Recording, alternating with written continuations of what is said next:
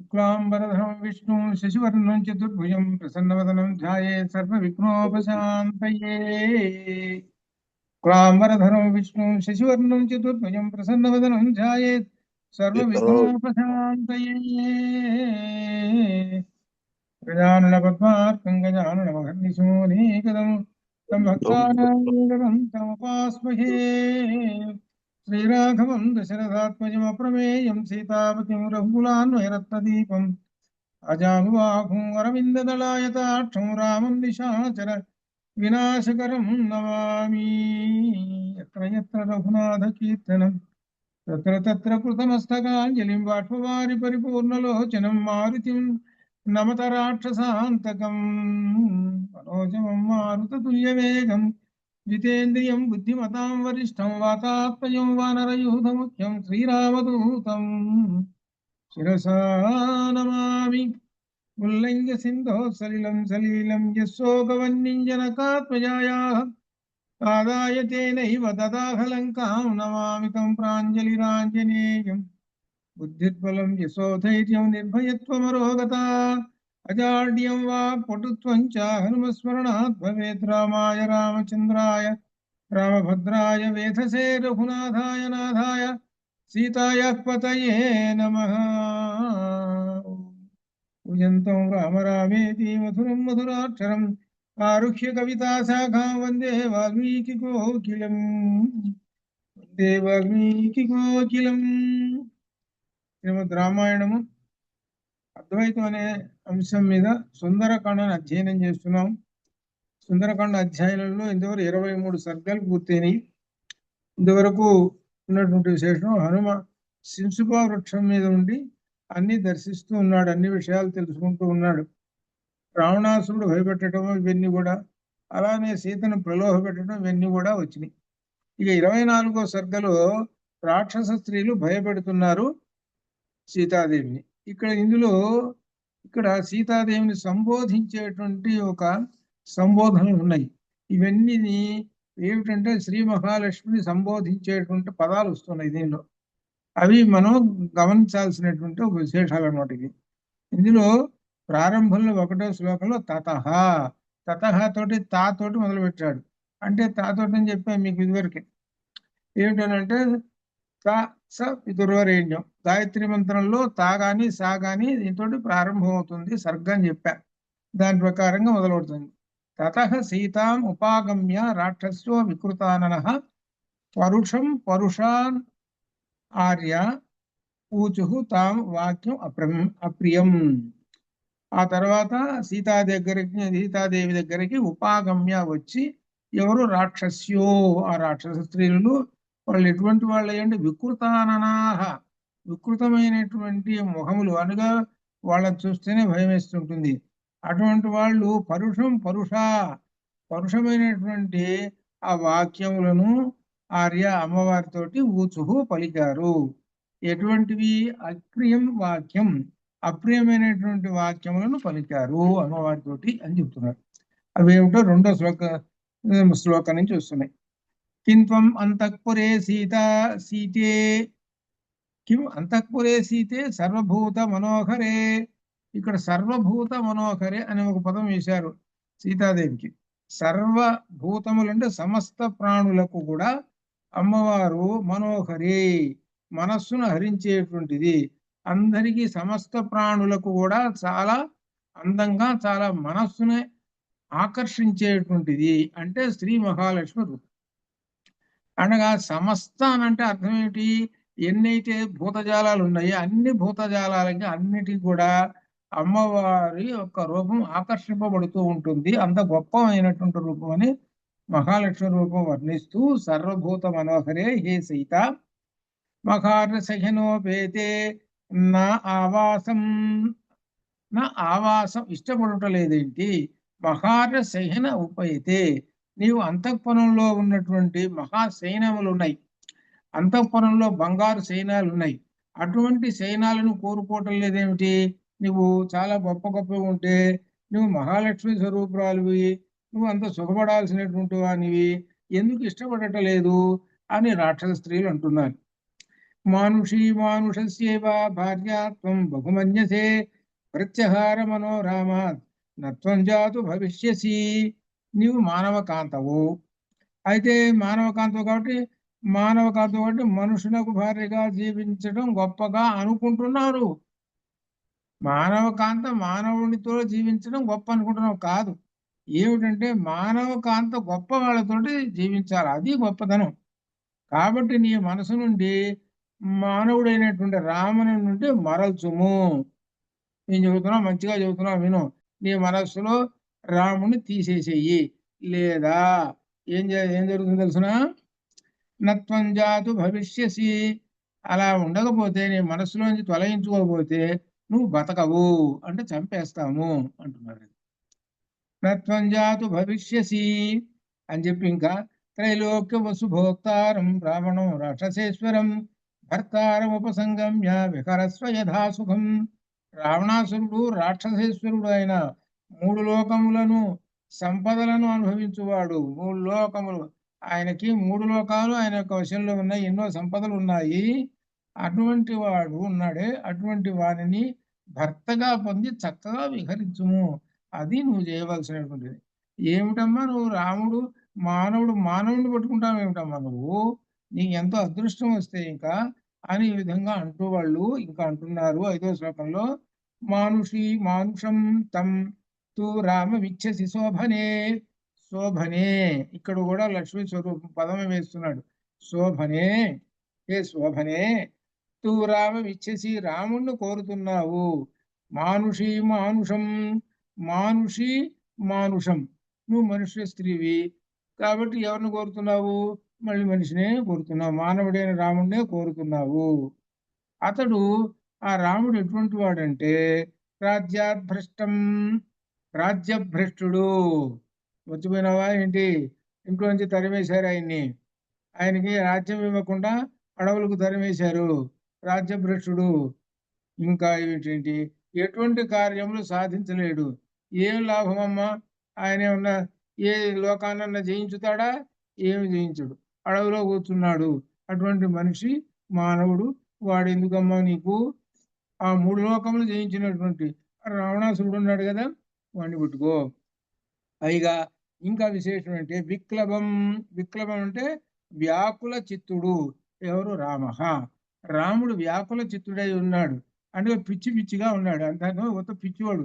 ఆ పిచ్చివాడిని పట్టుకుంటావేంటమ్మా నువ్వని కూడా ఎన్ని మాటలు అంటున్నారో చూసుకోండి. అంటే అలా విరక్తి పుట్టించాలి, అందువలన అట్లా మార్పు చేయాలి.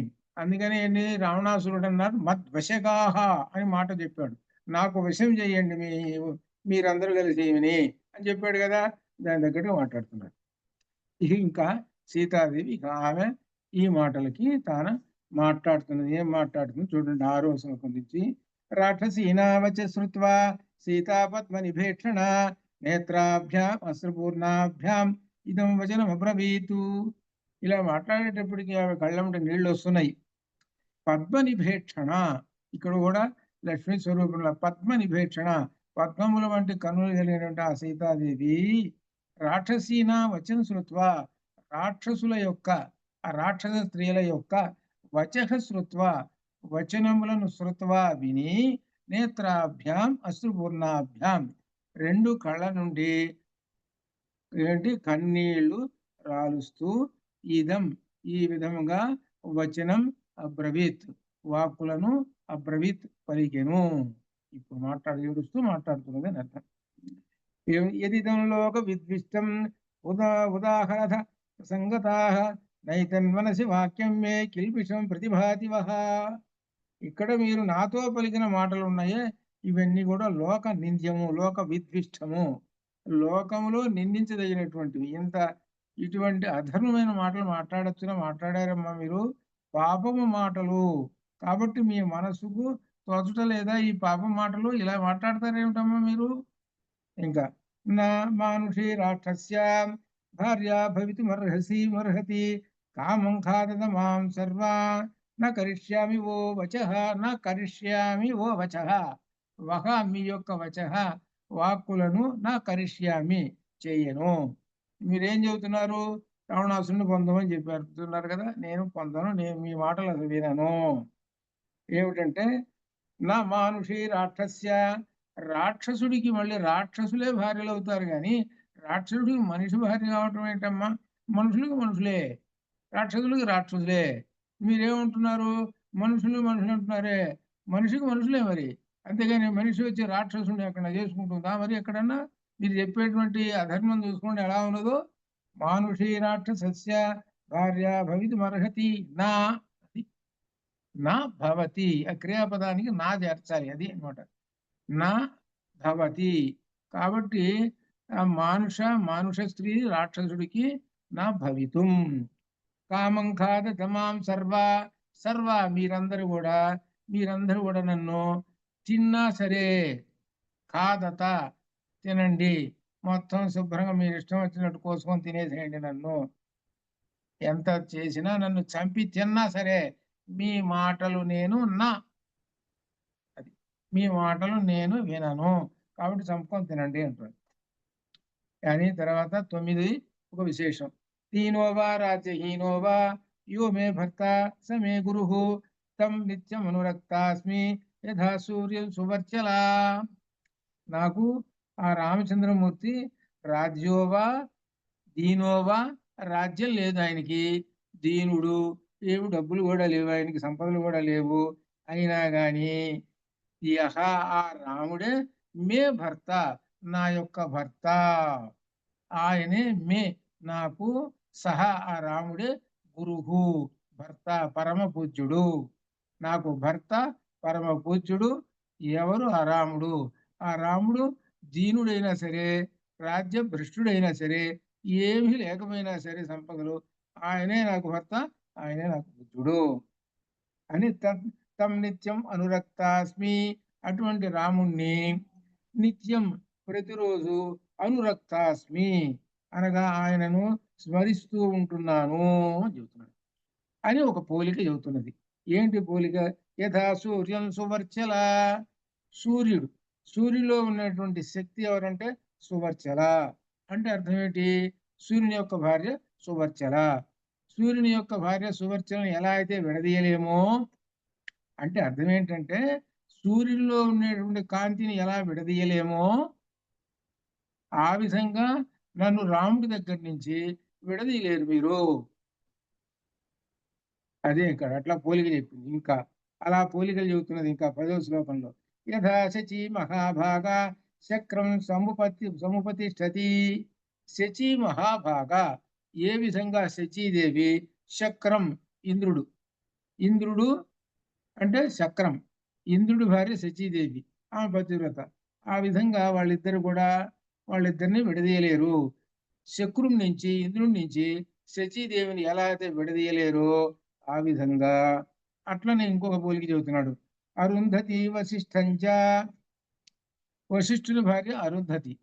కాబట్టి అరుంధతి వశిష్ఠుల్లో పతివ్రత, ఆమెను కూడా వశిష్ఠుడి నుంచి ఎట్లా విడదీయలేరో అలానే ఇంకా రోహిణి శశినం యథా, శశినం చంద్రుడి నుంచి రోహిణిని ఎలా విడదీయలేరో.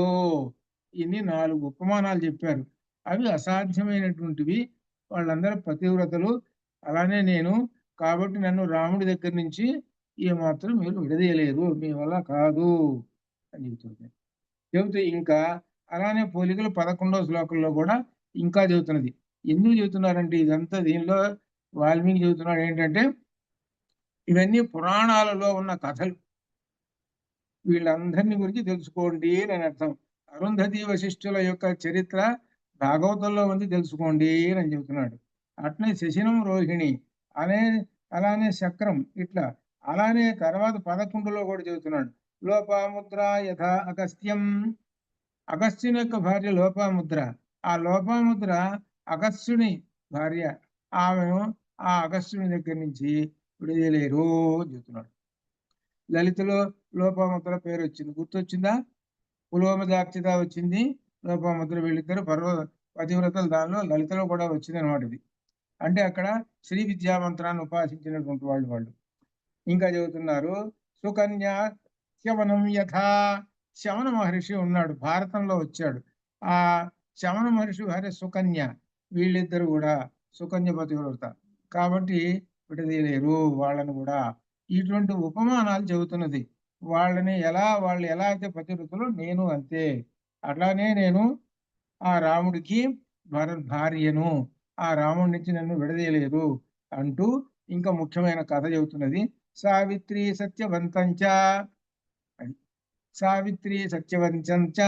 సావిత్రి అనగా ఏంటి? సత్యవంతుడు సావిత్రి. సత్యవంతుడిని బ్రతికించుకుంది సావిత్రి తన పాతివ్రత్యం అనంతట.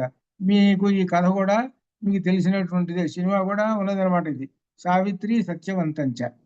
అలా అంటే ఏమిటనమాట? అటువంటి పతివ్రతల పేర్లన్నీ చెబుతున్నది. అట్లనే నేను అని చెప్పటం, వాళ్ళని ఎట్లయితే విడదీయలేరు అంతే నేను అని చెప్పి ఇంకొక మాట కూడా, ఇంకొక ఉదాహరణ చెబుతుంది. కపిలం శ్రీమతి యథా, కపిల మహర్షి భార్య శ్రీమతి, ఆమెను కూడా విడదీయలేరు.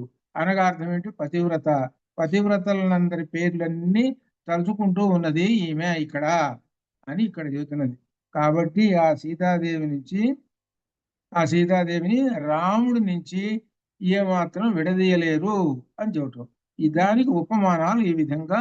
మొట్టమొదట అత్యంత విశేషమైనటువంటిది, సూర్యుడిలో నుంచి కాంతిని ఎలా విడదీయలేరో రాముడిలో నుంచి సీతని విడదీయలేరు అలా చెప్తూ ఇంకా చెబుతున్నది. ఇంకా ఉపమానాలు 12వ శ్లోకంలో కూడా ఉపమానాలు చెబుతున్నది. సౌదాసం మదయంతీవ కేశిని సకరం సకరం యథా. సౌదాసం అనేటువంటి మదయంతి, వీళ్ళిద్దరు మదయంతి అనేటువంటి పతివ్రత. అట్నే కేశిని సగరం, సగరుని భార్య కేశిని. నైషధం దమయంతీవ, నైషధం కథ అంతా తెలిసి, చాలా గొప్ప కథ నైషధం కథ. మీరు ఎప్పుడైనా విన్నారా నైషధం కథ? శ్వేత విన్నట్టుంది, మిగిలినటువంటి వాళ్ళందరూ కూడా వినే ఉండొచ్చు. ఏమన్నా నలదమయంతులు కదా. ఇంకా విననటువంటి వాళ్ళు ఎవరైనా ఉన్నారు అసలు? ఎవరు పలకటం లాంటి మిగిలిన నిద్రపోతున్నారు అంటే అర్థం ఏంటి? అక్కడ పడేసి ఉంటారు. లేదా చెల్లు, ఆ చెల్లు ఎటువంటి వాగుతూ ఉంటుంటుంది, శుభ్రంగా కాఫీలు టిఫిన్లు తినచ్చు. ఇది ప్లాన్. ఆ పనేమో మరి కాఫీ తాగుతున్నావు నువ్వు, తాగులేదు. నువ్వేమో అన్నం తినలేదు, లేకపోతే గుడి పోయి ప్రసాదాలు తింది. వచ్చు రాదు అసలు మాటే ఉండదు. మరి ఇంక మీకు ఏం వస్తుందో మా చదువు, మరి ఏం చదువుతాం మరి. సరే ఏదో చేసుకోండి. సరే అట్లయితే ఏమిటంటే ఇక్కడ చెప్పేది అత్యంత విశేషమైనటువంటి 2 చెప్తున్నాడు. ఒకటి ఏమిటంటే నలదమయంతుల కథ వీటన్నింటికన్నా చాలా గొప్పది. నలదమయంతుల కథ ఇది భారతంలో ఉంది. ఇది టెక్స్ట్ బుక్ గా, అది పాఠంగా కూడా, డిగ్రీ లెవెల్ దాకా కూడా పాఠంగా వేశారు. మేము డిగ్రీ లెవెల్లో పాఠాలు కూడా చెప్పాను అనమాట. నలదమయంతుల కథ. అందులో సంస్కృత భాషలో నైషధం అనేటువంటిది వస్తుందన్నమాట. నైషధం అనేటువంటి దానిలో ఈ నలదమయంతుల యొక్క కథ వస్తుందన్నమాట. అక్కడ దమయంతి యొక్క పాతివ్రత్య మహత్యం చాలా గొప్పది. అది వింటుంటే అందరికి కూడా చాలా ఆశ్చర్యంగా ఉంటుంది. అది వింటే కూడా కొంత పాపహరం కూడా అవుతుంది, అంత గొప్పది. దానిలో కూడా చెబుతారు నలదమయంతుల కథ యొక్క గొప్ప. ఇది ఎవరైతే వింటారో వాళ్ళకి అంత పాపహరం అవుతుంది అని కూడా చెబుతారు. అదన్నమాట ఆ నలదమయంతి. కాబట్టి ఇవన్నీ గుర్తు చేస్తూ ఉన్నాడు వాల్మీకి మహర్షి మనకి. అదనమాట. నైషధం దమయంతీవ భైమీపతి మనువ్రత. భైమి అన్న దమయంతి ఒకటే. భైమి పతి అనువ్రత అంటే భీమరాజు యొక్క కుమార్తె అని అర్థం, దమయంతి అని అర్థం. సరే అయితే తథా అకం ఇక్ష్వాకు వరం రాము పతి మనువ్రత. ఆ విధంగానే నేను, వాళ్ళు ఎట్లయితే పతివ్రతలు ఎంత గొప్పవాళ్ళు, నేను కూడా ఇక్ష్వాకు వరం రామం, అక్కడ మాట వేసింది. ఇక్ష్వాకు వరం, ఇక్ష్వాకు వంశంలో వరం శ్రేష్ఠుడైనటువంటి రామం, ఆ రామునకు పతిం, రామునకు ఏమిట రాముడు అనేటువంటి ఆ పతి నాకు అనువ్రత, అనుష్ఠింపదగినటువంటి వాడు. రాముడు అనే పతి నాకు అనుష్ఠింపదగినటువంటి వాడు అని చెబుతున్నాడు. రాముణ్ణి పతిగా నేను తీసుకున్నాను, ఆయన్ని అనుష్ఠించుతూ ఉన్నాను. రాముడే నా పతిగా వ్రతం ఆచరిస్తున్నటువంటి వాడను, పతివ్రతను అని ఈ విధంగా చెప్పుకుంటూ వస్తుంది. ఇందుకు కొన్ని ఉదాహరణలు చెప్పుకుంటూ వచ్చింది. కొన్ని ఉదాహరణలు చెప్పుకుంటూ వచ్చిందనమాట. ఎందుకు చెబుతున్నారంటే ఇవన్నీ ఈ పురాణ కథల్లో ఉన్న విశేషాలన్నీ తెలుసుకోండి మీరు అని ఒకసారి మనకు రెఫర్ చేయమని చెబుతున్నాడు వాల్మీకి మహర్షి అనమాట. అది అని చెబుతూ ఆమె కొన్ని ఉదాహరణలు చెప్పిన తర్వాత రాక్షస స్త్రీలు సీతను భయపెడుతున్నారు. ఇంకా సీతాయా వచనం శ్రుత్వా రాక్షస్య క్రోధమూర్ఛితా భర్షయంతి స్మ పురుషై వాక్యై రావణ చోదితా. ఇప్పుడు ఆ రావణాసురుడు ఏం చెప్పాడు? మద్వశగాహ అని చెప్పాడు. మీకు ఆజ్ఞ ఇస్తున్నాడు, చేస్తున్నాను, ఈమెను నాకు వశం చేయండి అని చెప్పాడు. మరి ఆయన చెప్పినట్టు చేయాలి కదా. అందుకని వాళ్ళు ఏం చేస్తున్నారంటే ఆ రాక్షస స్త్రీలు ఆ సీతాదేవి మాటలు విన్న తర్వాత కోపంతో కఠినమైన మాటలతో ఆమెను భయపెడుతూ ఉన్నారు. రాక్షస్య రాక్షస స్త్రీలు క్రోధమూర్ఛిత కోపంతో భస్యయంతి అనగా తర్జయంతి భయపెడుతున్నారు. ఏలొట్ట చూపిస్తూ నేను చెప్పిన మాట వినకపోతే ఏం చేస్తామో తెలుసునా అన్నట్టు చెబుతున్నారు. అది చెప్పిన తర్వాత 14 అవలీనస్తు తద్వాక్యం హనుమాన్ శింశుపాద్రుమే సీత సంతర్జయంతీనాం రాక్షసీనా శుశ్రువే. హనుమ పైనుంచి అంతా చూస్తున్నాడు. చూసి ఆయన కోపం వచ్చినా గాని అణుచుకొని ఉండాలి. ఈ సందర్భంలో ఏం మాట్లాడకూడదు. ఈ సందర్భంలో ఒక దూకు దిగిన గందరగోళం చేసాడా అసలు మొత్తం వ్యవహారం అంతా చెడిపోతుంది. అదేనమాట, అంతా చూస్తూ ఉన్నాడు. అవలీనస్తు తత్వాక్యం, అవలీనస్తు అంటే ఆకుల మధ్యలో ఉన్నటువంటి ఆ హనుమ, తత్వాక్యం ఆ వాక్యములను, హనుమాన్ శిశు మాత్రమే ఆ హనుమ చెట్టు మీద ఉండి ఆకుల మధ్యలో నుంచి కనబడకుండా వింటూ సీతాం సంతర్జయంతీనాం సీతను తర్జయంతీనాం భయపెట్టుచున్నటువంటి రాక్షసీనాం రాక్షస స్త్రీల యొక్క వాక్యం శుశ్రువే వినెను. రాక్షస స్త్రీల యొక్క వాక్యములను సహా హనుమ వినెను అంటే మొత్తం వింటున్నాడు. ఏమిటనమాట ఇవన్నీ వినినటువంటి మాటలను ఏం చెప్పాలి? రాముడి దగ్గర చెప్పాలి. అది ఇక్కడేం జరుగుతున్నది అనేటువంటి మాటలు చెప్పాలి అనమాట. అందుకని అన్ని విన్నాడు. విని ఇంకా తాం అభిక్రమ్య సంక్రుద్ధ వేపమానా సమంతతః భృశంసలిలిహు లిలిహు దీప్తాన్ ప్రలంబాన్ దశనచ్చదాన్. సీతాదేవి భయంతో వణికిపోతూ ఉన్నది. ఎప్పుడు ఆ వాళ్ళ యొక్క కోపాలకి. వేపమానం అంటే వణికిపోతూ ఉన్నది. రాక్షస స్త్రీలు చుట్టూ చేరి మిక్కిలి కోపంతో వ్రేలాడుతున్న ఎర్రని తమ పదవులను నాకుచూ. ఎవరు? ఆ రాక్షస స్త్రీలు. ఆ పెదవులన్నీ కూడా బాగా కోపం వచ్చినప్పుడు వణికిపోతున్నాయి వాళ్ళకి. లిలిహు ఏమిటన్నా ఆ పెదవులన్నీ కూడా జారి పోతున్నాయి, పెదవులు చప్పరిస్తున్నారు వాళ్ళు. అప్పుడు దశనచ్చదాన్, దశనం అని అంటే పెదవులు. ఆ పెదవులన్నీ వణికిపోతున్నాయి వాళ్ళకి మహాకోపంతో ఉన్నారని చెప్పడానికి వర్ణన చేశాడు. అది అర్థం. మహాకోపంతో ఉన్నారు ఆ రాక్షస స్త్రీలు, వాళ్ళ పెదవులు కూడా వణికిపోతున్నాయి. ఇప్పుడు ఏం చేయదలుచుకున్నారో చెబుతున్నాడు. ఇంకా ఊచుహు చ పరమ క్రుద్ధా ప్రగృహ్యాసు పరస్వధాన్ నేయమర్హంతి భర్తారం రావణం రాక్షసాధిపం. ఇవి మొదలు పెడుతున్నారు ఇక భయపెట్టడం. రాక్షసులు మిక్కులు కోపంతో వెంటనే గండ్రగొడ్డళ్ళని ఉన్నారుగా, వాళ్ళని తలా ఒక గండ్రగొడ్డలు తీసుకున్నారు. తీసుకొని ఈమె రాక్షసాధిపుడైన రావణులకు భార్యగా తగదు. ఆ గండ్రగొడ్డలు తీసుకొని ఆమె గొంతు దగ్గర వచ్చి ఇక్కడ పెట్టి ఈమె తగదు అంటే నరికి పారేస్తామని, అంటే ఆమెకి ఆ కంఠం దగ్గరికి గండ్రగొడ్డలు తీసుకొచ్చి అక్కడ పెట్టి నరికేసేస్తాను నిన్ను. ఈమె అసలు రావణుడికి భార్యగా అసలు తగదు, అసలు అసలు వనికిరావు, చూసుకొని నరికి పారేస్తామని అని ఆ గండ్రగొడ్డళ్ళు ఆ గొంతు దగ్గర చూచి అంటే నిజంగా నరుగుతారా? కాదు, భయపెట్టడం. అదే అర్థం. ఆ భయపెడుతున్నారు. గండ్రగొడ్డళ్ళు తీసుకొని వచ్చి భయపెడుతున్నారట. గండ్రగొడ్డలి అంటే భయంకరమైనటువంటి గండ్రగొడ్డలి. ఇంకా ఉంటున్నారు. సంభత్స్యమానా భీమాభీ రాక్షసీభి వరానన సా బాష్పం అపసర్పంతి శింశుపాం తాం ఉపాగమత్తు. ఈ విధంగా రాక్షసులు భయపెడుతుంటే ఆ సీతాదేవి కన్నీళ్లు గారుస్తూ అక్కడ నుండి సహస్రస్తమ మండపం నుండి శింశుపా వృక్షం చెంతకు వచ్చింది. ప్లేస్ మారింది. ఇప్పుడు ఇక్కడే మనకు ఏం జరుగుతున్నదంటే శింశుపా వృక్షం ఒకటి, సహస్ర స్తంభం ఒకటి, ఈ 2 ప్రదేశాలు చూపిస్తున్నాడు. అయితే ఈమె ఎప్పుడెప్పుడు తిరుగుతున్నదో సంగతి చెప్పలేదు. మనకు రావణాసురుడు వచ్చినప్పుడు ఈమె ఎక్కడ కూర్చొని ఉన్నది అని అనుకుంటే మనకు అక్కడ ఎక్కడంటే సహస్రసమ మండలం దగ్గర ఉంది. అక్కడ ఇదంతా జరుగుతుంది. అక్కడి నుంచి లేచి పరిగెత్తుకుంటూ వచ్చి ఎక్కడ అన్ని దగ్గరలోనే ఆ శిశుపా వృక్షం కిందకి చేరింది. ఆ పైన స్వామివారు కూర్చొని ఉన్నాడు. ఇంకా దగ్గరికి వచ్చేసింది అనమాట. ఇంకా ఇప్పుడు శిశుపా వృక్షం మీద ఆయన ఉన్నాడు, అమ్మవారేమో ఇక్కడికి వచ్చింది అని చెబుతున్నాడు. తతస్తాం శిశుపాం సీతాం రాక్షసీభి సమావృతాం అభిగమ్య విశాలాక్షి. చాలా చోట్ల విశాలాక్షి అనే పదాన్ని ఉపయోగించాడు. మీకు గుర్తుపెట్టారా లేదా? అమ్మవారికి విశాలాక్షి అని పేరుతోటి ఉపయోగిస్తూ ఉన్నాడు. ఎక్కువ పదాలు ఎక్కువ వస్తుంటాయి ఇక్కడ. అలానే ఆంజనేయ స్వామికి తర్వాత శ్రీమాన్ అని ఉపయోగిస్తుంటాడు.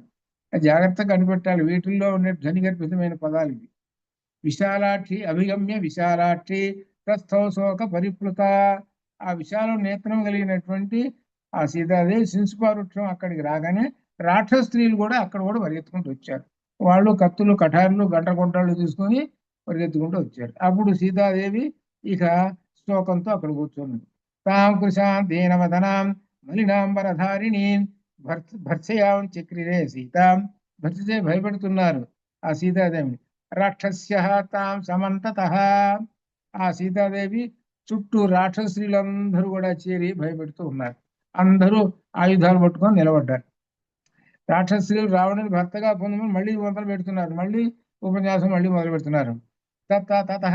వినత నామ రాక్షసి భీమ దర్శన అబ్రవీత్ కుపితాకార కరాళ నిర్ణతోదరి. ఇక్కడ విశేషం, ఒక ఆమె పేరు చెబుతున్నాడు. వినత అనేటువంటి ఒక రాక్షస స్త్రీట. ఈమె ఉంటున్నదిట. ఈమె ఎలా ఉన్నదిట అని అంటే వంకర టింకర దేహము కలిగినటువంటిది చెబుతున్నాడు. అటువంటి ఆమె అనమాట. ఎవరు? ఈమె. అటువంటి ఆమె లోతైన ఉదరము కలిగినటువంటిది. ఇంకా నిన్నతోదరి. ఇంకా అయిన వినత అను రాక్షసి మహాకోపం. ఈ రూపం ఎందుకు చెబుతున్నాడు అని అంటే భయంకరంగా సృష్టించడానికి. అటువంటి ఒక ఆమె వచ్చి ఈ విధంగా అంటున్నది. సీతే పర్యాప్తమే తావత్ భర్తుకు స్నేహో నిదర్శిత సర్వత్ర అతికృతం భద్రే వ్యసనాయ ఉపకల్పతే. నీ భర్తపై నీ గల ప్రేమ ఇంతటితో చాలు. ఇప్పటిదాకా ప్రేమ ఉన్నది కదా, చాలు, కట్టేసి ఇంకొద్దు. భద్రే ఏ మంగళ స్వరూపిణి. ఏ విషయమైనను అతిగా ప్రవర్తించకూడదు. మీరు అతిగా ప్రవర్తించ అతి సర్వత్ర వచ్చేయత్తు. నువ్వు ఇప్పటిదాకా అతి పోయినావు. రాముడి మీద అతి ప్రేమ అతి ఇదంతా చూపించావు. అతి అనేటువంటి పనికిరాదు ఎప్పుడైనా సరే, అతి తీసేసి. కాబట్టి అది వ్యసనంగా మారిపోతుంది అని చెబుతున్నారు. అతి అనేటువంటిది వ్యసనంగా మారిపోతుంది. కానీ ఇక్కడ మాత్రం ఏంటి, వీళ్ళు ఉపయోగించుకుంటున్నారు అతి సర్వత్వది. కానీ సహజంగా లోకంలో అతి అనేటువంటి కనుక పెట్టుకున్నాడు అని అంటే అది వ్యసనంగా మారిపోతుంది అని అర్థం. అతి మన ఇంద్రియాలకి అతి. ఎప్పుడో సినిమా చూసాడు, బాగుందండి, బాగుంది సినిమా. ఇక అక్కడి నుంచి వారానికి ఒక సినిమా చూడటం మొదలుపెట్టాడు. నెలకు 4 సినిమాలు చూస్తున్నాడు. ఇంకా కొంతకాలం పోయేటప్పటికి నెలకు 10 సినిమాలు చూస్తున్నాడు. అంటే అర్థం ఏమిటనమాట, అతికి పోయినాడు అని అర్థం. ఇది అప్పుడు అది వ్యసనంగా మారుతుంది. ఆ వ్యసనంగా మారేటప్పటికి చివరికి ఏమవుతాడు, పతనం అవుతాడు. అది కాబట్టి అతి సర్వత్ర వర్జయేత్. అతిలో పోయినామంటే నీకు అది వ్యసనంలోకి తీసుకొని వెళ్ళి నిన్ను పతనం చేస్తుంది అని ఒక సూచన అనమాట ఇది. అయితే ఇక్కడ విశేషం దాన్ని ఇలా ఉపయోగించుకుంటున్నారు వీళ్ళు. అతిగా పోవాకు, అతిగా పోయినావంటే కష్టాలు పడతావు, కష్టాలు పడ్డావంటే నువ్వు పోతావు అది చెబుతున్నారు. ఇటు తిప్పి మాట్లాడుతున్నారు వీళ్ళు. పరితుష్టాస్మి భద్రంతే మానుషత్తే కృతో విధి మమ ఆపితౌ పథ్యం ప్రపంచా కురు మైథిలి. ఏ మైథిలి, నీవు చేసిన మానవ ధర్మం చాలా పరితుష్టిగా ఉంది, బాగానే ఉంది. ఇది మానవ ధర్మం. నువ్వేదో ప్రేమించానన్నావుగా, అంతవరకు చాలు, నీకు శుభం ఇక్కడి నుంచి. ఇక నేను చెప్పుతున్న మంచి మాటలు ఇక విను, వదిలేసే ఇంతవరకు. ఓ పెద్ద మనుషులకు చెబుతున్నారు. పెద్ద ఏంటి పెద్ద బాగా తెలిసిన వాళ్ళు మాదిరిగా ఈ వాక్యాలు చూసుకుంటారు. వాళ్ళ పేరే రాక్షసత్తులు. వాళ్ళ నోట్లోంచి ధర్మం అనేది వస్తుందా? ఇది ఇక మానేసి ఇక్కడి నుంచి చెబుతున్నాం, చూసుకో, విను, మేము మంచి మాటలు చెబుతున్నాం. అది ఏమిటో తెలిసిన మంచి మాటలు. రావణం భయ భర్తారం. రావణాసురుణ్ణి భర్తగా సేవించుము ఒకటి. భర్తారం సర్వరక్షసాం. ఆ రావణాసురుడు సమస్తమైన రాక్షసులకు రాజమ్మ. ఆయన విక్రాంతం రూపవంతంచ సురేశ విభవాసవం. ఆయన చాలా అందమైనటువంటి వాడు, ఇంద్రునితో సమానమైనటువంటి వాడు, ఎంత గొప్పవాడు. దక్షిణం త్యాగశీలంచ, అందులో ఆయన సామర్థ్యం ఉన్నటువంటి వాడు, ఇంకా విశేషం త్యాగగుణం ఉన్నటువంటి వాడు, అందరికీ సర్వస్య ప్రియదర్శిన. రావణాసురుడ సర్వస్య ప్రియదర్శనం, అందరికీ ప్రియుడుట ఆయన. ఈ లక్షణం అసలు ఏంటిది? విక్రాంతం రూపవంతంచ సురేశ వాసవం దక్షిణం త్యాగశీలంచ సర్వస్య ప్రియదర్శనం. దేవతలకు రాజైన ఇంద్రునితో సమానమైన ఒక రావణుని భర్తగా కొందము ఈయనట. దేవతలకు సమానం రావణాసురుట, ఆయన తీసుకోమ్మా అని చెబుతున్నారు. పాపం రావుడు అంటే ఏందో వీళ్ళకి తెలియదు. సామర్థ్యం గలవాడు, త్యాగశీలుడు, అందరికీ ప్రియమైనటువంటి వాడు. వీడికి ఈ లక్షణాలు తీసుకొచ్చి పెట్టారనమాట. ఎందుకనమాట చెప్పాలిగా, గొప్పతనం ఇదంతా. ఇది నిజంగా గొప్పవాడే, దానిలో సందేహం లేదు. కానీ ఏం ప్రయోజనం? తెల్ల చొక్కా ఉందండి, దాని మీద ఎదురుగ్గా తెల్ల చొక్కా ఉంది, నల్లటి ఒక మరక ఒకటి పూసాం. అది రావణాసురుడు. వీడికి ఉన్నటువంటి మత్స ఎలా ఉందంటే చూసినటువంటి వాళ్ళకి ఇది ఏం లాభమయ్యా, నీకు ఇంత చదువుకున్నావు, వేదాంగాలు చదువుకున్నావు, బ్రహ్మదేవుడి మనవుడివి, మీ కులం చాలా గొప్పది, ఏం ప్రయోజనం? నువ్వు ఇట్లా అంటే ఎందుకు చెబుతున్నాడు అన్నా, ఎంత చదువు చదివినా, ఎంత ఉన్నా కానీ, అన్నీ ఉన్నా, ఎంత చదువు చదివినా, ఎన్ని వేదాంగాలు ఎన్ని చదివినా ధర్మం అనేటువంటిది ఉన్నది. ఆ ధర్మాన్ని పట్టుకున్నప్పుడే అవి ప్రకాశిస్తాయి.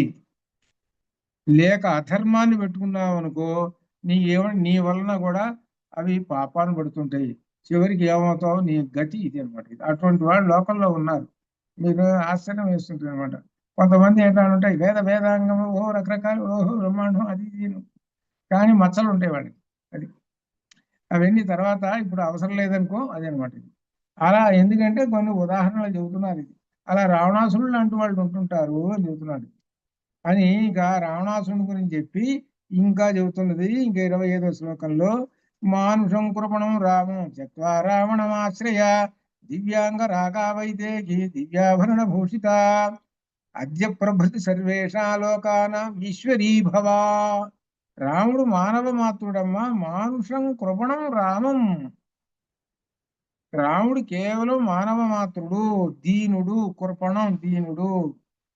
కాబట్టి త్యక్వా, వాడిని వదిలేసేయి, రాముడిని వదిలేసి రావణమాశ్రయ, రావణాసురుని పట్టుకో, ఆయన ఆశ్రయించు. దివ్యాంగ రాగా వైదేశీ, ఇక్కడి నుంచి నువ్వు అసలు ఎప్పుడు స్నానం చేసావు ఏమిటో, ఆ పుట్టు వస్త్రాలు లేవు, ఏమి లేవు.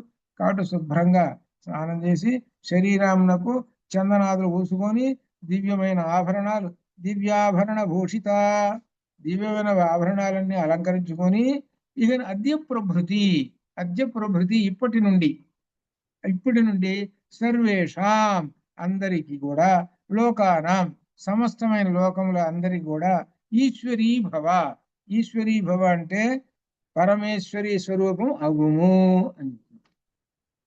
ఇక్కడ కొంచెం కనెక్ట్ తీసేస్తే సరి. ఏం కనెక్టో తెలిసిన, రావణాసురుడు కనెక్ట్ తీసేస్తే సరి. కనెక్ట్ తీసేస్తే అమ్మవారికి వస్తుంది, సర్వేషా లోకానాం ఈశ్వరీ, అంతే. దాన్ని కొట్టి పారేస్తాం, పక్కన చెక్కలు కొట్టేశారు. సర్వేషాం లోకానాం సీతాం ఈశ్వరీ. ఈ వైపు మనం తిప్పుకున్నాం, వాళ్ళన్న మాటల్ని ఇటువైపు తిప్పుకుంటున్నాం.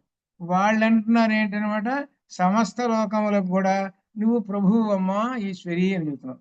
మనం ఏం చెబుతున్నామనంటే సమస్త లోకాలకి అమ్మవారు ఈశ్వరి, పరిపాలించేటువంటిది. అదే వాళ్ళ దృష్టిలో ఏంటంటే సమస్త లోకాలని ఇక నువ్వే పరిపాలిస్తావు. రావణాసురుడు అనేమాట పక్కన పెట్టేసాయి. ఎక్కడికి వచ్చిన పేరేంటి, రావణాసురుడు ఇదివరకు అంటున్నారు, సీతాదేవి అంటుంటారు అనమాట, 3 లోకాలు. అది అనమాట, అంత గొప్పవమ్మ అని చెబుతూ ఇంకా విశేషం 26లో గొప్ప విశేషం వస్తుంది. అగ్నే స్వాహ, అగ్నేహే అగ్నిదేవుని యొక్క భార్య, స్వాహ యథాదేవి. అగ్నిదేవుని యొక్క దేవి భార్య స్వాహాదేవి. తర్వాత సచీవేంద్రస్య శోభనే, సచీవ ఇంద్రస్య శోభనే. సచీవ అంటే శచి అంటే ఎవరనమాట? ఆ శచీదేవి. ఆ సచీవేంద్రస్య ఇంద్రుని భార్య అయినటువంటి సచీదేవులను సర్వలోకములకు ఈశ్వరి అగుము. ఇక్కడ విశేషం అగ్నిదేవుని భార్య అయిన స్వాహాదేవి వలె, ఇంద్రుని భార్య అయిన సచీదేవి వలె సర్వలోకములు ఈశ్వరి అగుము అని బాగానే ఉంది. కానీ వీళ్ళు చెప్పే మాటల్లో ఏమొస్తుందనంటే, వీళ్ళు చెప్పే మాటల్లో ఏంటంటే పైకి వాళ్ళ దృష్టిలో ఉన్న రావణాసురుడి వైపు ఉన్న, కానీ మాటల యొక్క అర్థం ఏమొస్తుందో తెలిసినా వీళ్ళు మంచి మాటలే చెబుతున్నారు. ఎట్లా వీళ్ళు అగ్నిదేవుడి భార్య ఎవరు? స్వాహాదేవి. అగ్నిదేవుడికి ఎప్పుడూ అటాచ్ అయ్యే ఉంటుంది స్వాహాదేవి. అందుకని మనం అగ్నిలో ఏం చేస్తాము? ఆ అభిస్సు వేస్తూ స్వాహ అంటాం. ఆయన భార్య స్వాహాదేవి, ఆయన అగ్ని యొక్క శక్తి. అది ఇప్పుడు కలిసే ఉంటుంది అట్లా. రెండవది శచీదేవి, ఇంద్రుని యొక్క భార్య, ఆమె కూడా అంతే అట్లనే ఉంటుంది. వాళ్ళు ఎలా అయితే ఉంటారో ఆ విధంగానే రావణాసురుడికి కూడా నువ్వు ఉంటావు అని చెప్తున్నాడు. ఆ విధంగా ఉంటుంది. అంతేగాని రాముడు దీనుడైన వాడు, కింతే రామేణ వైదేహి త్రువణేన గతాయుష, అతడు ఆయుష్ తీరినవాడు. ఆయుష్ కూడా తీరిందమ్మా, అయిపోయింది. ఇవాళ రేపు పోతాడు ఆయన. ఎందుకు నువ్వు ఇటు వచ్చేసావు కదా, కాజేసుకొని వచ్చాడు ఈయన. ఆయన ఇక్కడ ఏడుస్తూ కూర్చున్నాడు మానవుడు. ఏం చేస్తాడు? ఉండి ఉండి ఏడిచి ఏడిచి చచ్చిపోతాడు. కాబట్టి ఆయుష్ తీరినటువంటి వాడు. నువ్వు ఇట్లనే కూర్చున్నావు అనుకో, ఆయుష్ తీరినటువంటి వాడు. అప్పుడు ఏం చేస్తావు? ఇంకా పెద్ద నష్టపోతావు. పోయిన తర్వాత ఇంకా నష్టపోతావు. కాబట్టి ముందు జాగ్రత్త చూసుకో, ఏం చెబుతున్నారో చూసుకో. అటువంటి రామునితో నీకేం ప్రయోజనం? ఇవాళ రేపు పోయేటట్టు సిద్ధంగా ఉన్నాడు, పోతాడు. కాబట్టి నువ్వు వదిలేసి చేతు ఆ సీతను రాక్షస స్త్రీలు ఇంకా భయపెడుతున్నారు. ఏతదుక్తంచ మే వాక్యం యదిత్వం కరిష్యసి అస్మిన్ ముహూర్తే సర్వాత్మాం భక్షయిష్యామహే వయం. నేను చెప్పినట్లు నీవు చేయకపోతే మేమందరం కలిసి ఈ క్షణంలో నిన్ను భక్షయిష్యామహే వయం, మేమందరము నిన్ను తినేస్తాం అంటున్నా. వయం మేమందరము నిన్ను, త్వాం నిన్ను, సర్వాహ మేమందరూ అస్మిన్ క్షణే ఈ క్షణములో నిన్ను, త్వాం నిన్ను, భక్షయిష్యామహే తినేస్తాము. చెప్పిన మాట వినకపోయినావా తినేస్తాం. ఇవన్నీ ఇంకంటున్న వికట అనే రాక్షసి అంటున్నది. అన్యాతి వికట నామ లంబమాన పయోధర అబ్రవీత్ కుపిత సైతాం ముష్టి ఉద్యమ్య గర్జతి. ఆమె ముష్టి ఇట్లా పట్టుకొని కోపంతో గర్జిస్తూ పిడికిలి ఎత్తి సీతతో పిడికిలి ఆ నెత్తిమి దగ్గర పెట్టి, అంటే ఈ పిడికిలతో ఒక గుదుగుతో చచ్చి ఊరుకుంటామని అర్థం. అని భయపెట్టడం. ఈ పిడికిలతో ఒక గొద్దు నెత్తి మీద వేసానా చస్తావు. రెడీగా ఉన్నాను నేను చంపడానికి. విని చెప్పిన మాట విను. బహూని అప్రియ రూపాణి వచనాని సుదుర్మతే అనుక్రోశాన్ మృత్వాచ సోఢాని తవ మైథిలి. దుష్ట బుద్ధి గలదానా సీత. ఏ మాట వేస్తున్నాడు చూసుకో. సుదుర్మతే సీతే, ఎన్ని మాటలు అంటున్నారు. అంతక్రితం ఏమన్నారు? భలే అందమో భలే ఆడాలన్నారు. ఇప్పుడేమో దుష్టబుద్ధి కలిగినటువంటి ద్వారా సీత, నీవు ఇంతవరకు చాలా అప్రియములకు మాటలు పలికితివి, కానీ నీ మీద జాలి వలన, మెత్తదనం వలన నీ మీద జాలి చూపిస్తున్నాము. ఇక జాలి అనేది లేదు. అన్నాచ నహ కురుషే వాక్యం హితంకాల పురస్కృతం అనీతాసి సముద్రస్య పారం అన్యై దురాసదం రావణాంతఃపురం ఘోరం ప్రవిష్టాచ అసి మైథిలి. ఏ సీత, మేము నీకు కాలానుగుణత వాక్యాలు కూడా చెప్పాము, కానీ నీవు మా మాటలు వినటం లేదు. సముద్రం యొక్క ఈవల తీరం తీసుకొని రాబడితివి. 100 యోజనాలు దాటి 800 మైళ్ళమ్మా నేను తీసుకొని వచ్చాడు. ఏంది భయంకరమైన సముద్రం అది. ఇక్కడు ఎవరును రాలేరు. నిన్ను భయంకరమైన రావణాంతపురంలో ఉంచేశారు. ఇదంతా రావణుని యొక్క అంతఃపురం. ఇది అంటే ఆయన యొక్క అంతఃపురంలో ఈ ఈ అడవి ఏది, ఇది చించుపా వృక్షం అనేటువంటి అశోకవనం, అది సహస్ర స్తంభం. ఇదంతా రావణాసురుడికి సంబంధించినటువంటి ఇల్లు. ఈ రావణాసురుడి యొక్క ఇల్లులో స్పెషల్ గా ఒక సహస్ర స్తంభ మంటపం ఉన్నది. అది ఒక పవిత్రమైనటువంటిది. ఆ పవిత్రమైనటువంటి దానిలో తీసుకొచ్చిపెట్టాడు. పైకి అర్థం ఏంటంటే తన అర్థము అందరికన్నా గొప్ప అందమైనటువంటిది కాబట్టి స్పెషల్ ప్లేస్ లో పెట్టాలి అని పైకి అర్థం. ఎవరు చూడకుండా ఉండాలి. అంతఃపురం అని అంటే రెండో మగ పురుగు రాదు. మగవాడు ఎవడు చూడకూడదు ఎవరిని, సీతని. చూశాడా వాడు చచ్చాడే. అందుకోసం పెట్టాడు. అక్కడ తీసుకొచ్చి పెట్టాడు. పైకి ఏమో అది అర్థం. లోపల అర్థం ఏమిటి? అధ్యాత్మ రామాయణ దాని ప్రకారంగా అమ్మవారు ఎక్కడ ఉండాలనో అక్కడ తీసుకొచ్చి పెట్టాడు. అది దీనిలో అనమాట. సహస్ర స్తంభ మంటపంలో తీసుకొచ్చి పెట్టాడు. కానీ ఇక్కడ చెబుతున్నాడు భయంకరమైన రావణాంతపురంలో ఉంచేశాడు నిన్ను, ఎవరు రాలేరు నీ కోసం అంటూ. రావణస్య గృహే రుద్ధాం అస్మాభిస్తు సురక్షితాం నత్వాం శక్త పరిత్రాతం అవి సాక్షాత్ పురందరః. నీవు రావణుని భవనంలో బద్ధురాలు అయిపోయినావు, మేము నిన్ను సురక్షితంగా చూస్తున్నాం. ఇక నిన్ను రక్షించుడు దేవేంద్రుడు కూడా రాలేడు. వాడి వల్లే కదా. దేవేంద్రుడు ఈ వైపు చూశాడా వాడు వెంట పడతాడు. దేవేంద్రుడు భయపడ్డాడు. దేవేంద్రుడికి మహాభయం మా రావణాసురుడు అంటే. కాబట్టి దేవేంద్రుడు కూడా రాడు. పురుష్వహితవాదిన్యా వచనం మమ వైథిలి అలం అలం అశ్రు ప్రపాతేన త్యజ శోకం అనర్థకం. దుఃఖించవాకమ్మా, కన్నీరు కార్చం, మేము చెప్పిన మంచి మాటలు విని రావణునికి భార్యగా అంగీకరించు. భజ ప్రీతిం ప్రకర్షంచ త్యజయితాం నిత్య నిత్యదైన్యతాం సీతే రాక్షసరాజేన సహ క్రీడ యథాసుఖం. సీత, నీవు ప్రేమతో సంతోషంతో ఉండు, నిత్యం దైన్యంగా ఉండు, అట్లా ఉండవాకు. ఇక ధైర్యంగా ఉండు, రాక్షసరాజు రావణుడితో కలిసి హాయిగా సుఖంగా తిరుగు అన్నా. ఎందుకు ఈ కష్టాలు అని అంటూ జానాసి యథాభీరు శ్రీణా యౌవనమధ్రువం యావన్నతే వ్యతిక్రామయత్ తావత్ సుఖం అవాప్నుహి. ఏ భయం కలదనా సీత, స్త్రీలకు యవ్వనం స్థిరంగా ఉండదు అను సత్యం నీకు తెలియను కదా. ఇక్కడ ఒక మాట చెబుతున్నారు. వాళ్ళు చెప్పేది ఏంటో అందరికీ తెలుసు, ఎవరికి యవ్వనం స్థిరంగా ఉండదు. అది అందరికీ తెలిసినటువంటిది. యవ్వనం స్థిరంగా ఉండదు. యవ్వనం అయిపోగానే ఏమొస్తుంది? వార్ధక్యం వస్తుంది. ఇది మామూలు. కాబట్టి స్థిరంగా ఉండదు. కాబట్టి మేము ఒక సత్యం నీకు చెబుతున్నాం విను. మాకు తెలిసిన సత్యం చెబుతున్నాం విను. అందువల్ల నీ యవ్వనం గడిచిపోకముందే నీవు సుఖంగా అనుభవించు. నీ యవ్వనంతో హాయిగా రాజుగారిని అనుభవించు. ఉద్యానాని చ రమ్యాణి పర్వతోపవనాని చ సహ రాక్షస రాజైన చరత్వం మదిరేక్షణే. మదిరేక్షణే అనే పదం ఇస్తున్నాడు ఇక్కడ విశేషం. మదిరము అంటే అర్థం ఏంటనమాట? మద్యం. మద్యము తాగినటువంటి ఈ క్షణే అంటే కన్నులు కలిగినటువంటి దానా అన్న, మత్తెక్కిన కళ్ళు కలిగినటువంటి దాన. అనగా మద్యం తాగితే ఎలా అయితే మత్తుగా ఉంటాయో కళ్ళు, అలా ఉన్నాయి అని ఇక్కడ అర్థం. ఇక్కడ మదిరేక్షణ అనేటువంటి మాట ఎంత దూరం తీసుకుపోతుందంటే చండీ సప్తశతిలో తీసుకుపోతుంది. అక్కడ వస్తుంది. చండీ సప్తశతిలో అక్కడ వస్తుంది. అవన్నీ ఇక్కడ చెప్పుకుంటే ఎక్కువ అవుతుంది.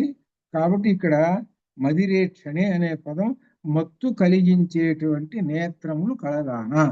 ఎవరికి? ఎదురుగా కూర్చున్నటువంటి వాడు. ఎదురుగా ఉన్నటువంటి వాడికి మత్తులో పడిపోతాడు ఈమెను చూడంగానే అని అర్థం అన్నమాట. అంతవరకు.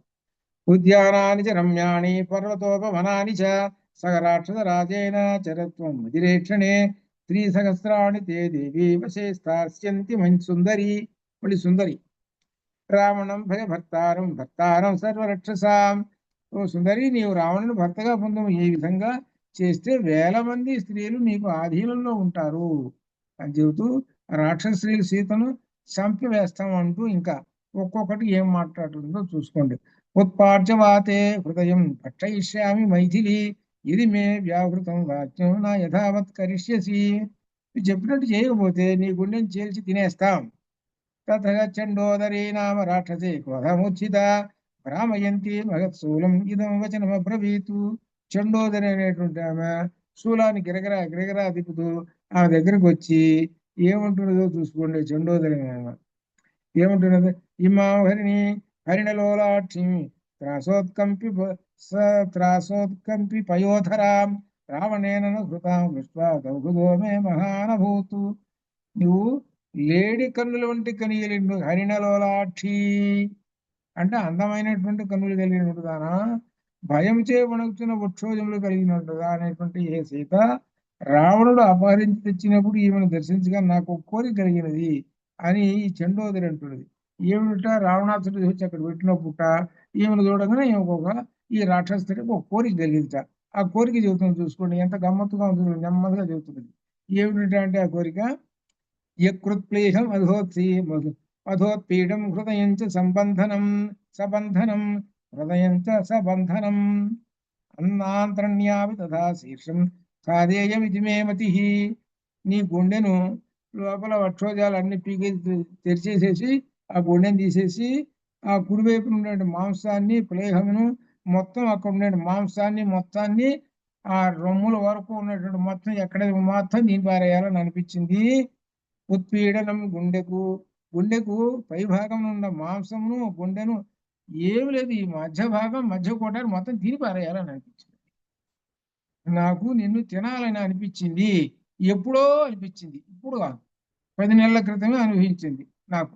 కానీ అప్పటిదాకా తినలా, ఇప్పుడు నేను సిద్ధమవుతున్నా తినటానికి. తతస్థు ప్రభస నామరాక్షసి వాక్యం అబ్రవీతు. ఆ తర్వాత ప్రభస అనేటువంటి ఏమంటున్నది, కంఠమస్య నృశంసాయ పీడయామ కివాసితే. ఆ రాక్షస్త్రీ అంటున్నది ఏమనంటే, అనవసరంగా కూర్చుంటే ఎందుకమ్మా నీవు ఈ మూర్ఖురాలి కంఠము నులిపివేయుము. కాబట్టి ఏమంటున్నది అనమాట ఆమె, ఈ కంఠాన్ని ఒకసారి గొంతు అలా పిసికేస్తే చచ్చి ఊరుకుంటుంది, చంపేస్తానంటుంది, కంఠాన్ని నలివేస్తే చంపేస్తాను.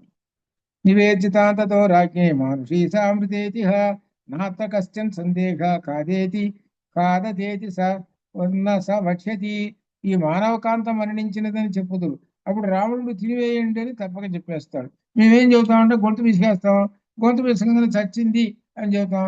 చచ్చింది అని చెప్పగానే ఆయన ఏమంటాడంటే తినండి తలా ఒక ముక్క అంటాడు, తినేస్తాం,